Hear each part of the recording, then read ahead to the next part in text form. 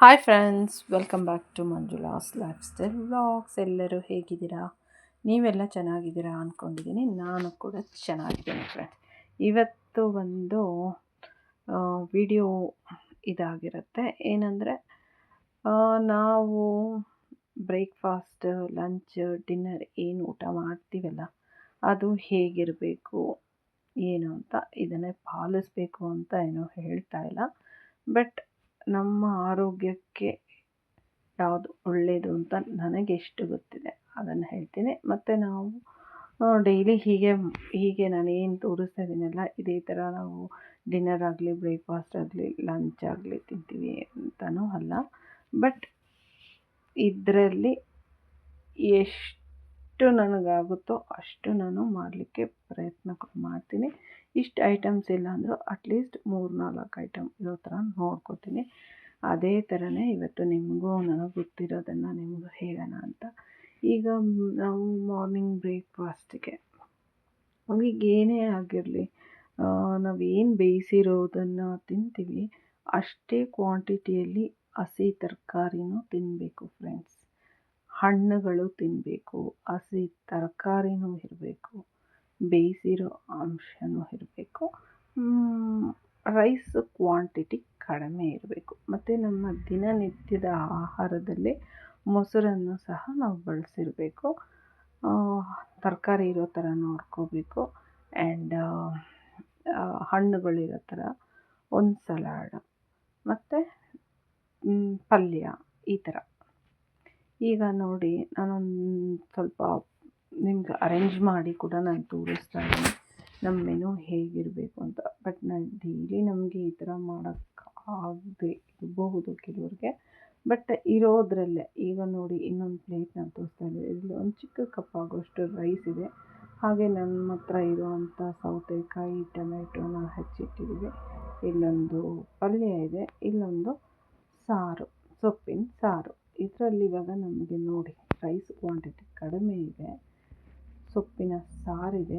ಅದೇ ಕ್ವಾಂಟಿಟಿಯಲ್ಲಿ ನಮಗೆ ರೈಸ್ ಏನು ತೊಗೊಂಡಿದೆ ಅದೇ ಕ್ವಾಂಟಿಟಿಯಲ್ಲಿ ಪಲ್ಯ ತೊಗೊಂಡಿದ್ದೀನಿ. ಅದೇ ಕ್ವಾಂಟಿಟಿಯಲ್ಲಿ ನಮಗೆ ಹಸಿ ತರಕಾರಿನ ತೊಗೊಂಡಿದ್ದೀನಿ.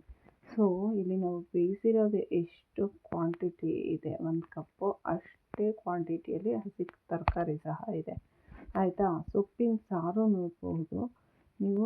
ಆ ರೈಸ್ ತೊಗೊಂಡಿದ್ವಲ್ಲ ಅಷ್ಟೇ. ಇಷ್ಟು ನಾವು ತಿಂದರೆ ನಮ್ಗೆ ಸಫಿಷಿಯೆಂಟಾಗೂ ಇರುತ್ತೆ ಹೊಟ್ಟೆ.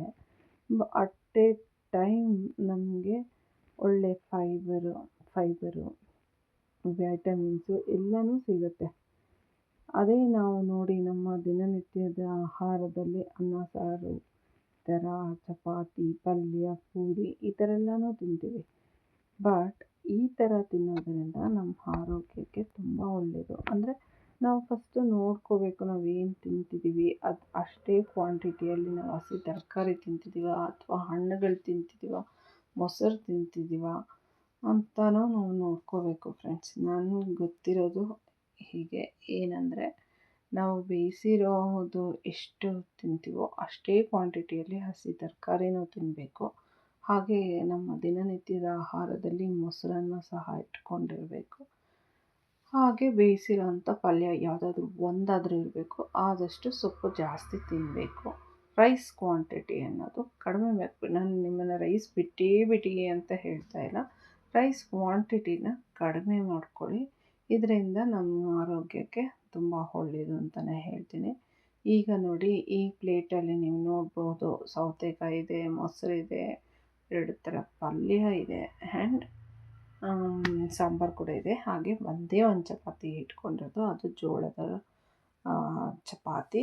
ಇವಾಗ ನೋಡಿ, ನೀವು ಒಂದು ರೊಟ್ಟಿ ತಿಂದರೆ ಹೊಟ್ಟೆ ತುಂಬುತ್ತಾ ಅಂತ ಇಲ್ಲಿ ರೊಟ್ಟಿ ನಿಮ್ಗೆ ಒಂದೇ ಕಾಣಿದ್ರೂ ಒಂದು ಬಟ್ಲು ತುಂಬ ನಮಗೆ ಸೌತೆಕಾಯಿ ಇದೆ, ಒಂದು ಬಟ್ಲು ಪಲ್ಯ ಇದೆ, ಒಂದು ಬಟ್ಲು ಬೆಂಡೆಕಾಯಿ ಫ್ರೈ ಇದೆ. ಇಷ್ಟು ಜೊತೆ ನಮಗೆ 1 ಕಪ್ ಆಫ್ ಮೊಸರು ಕೂಡ ಇದೆ.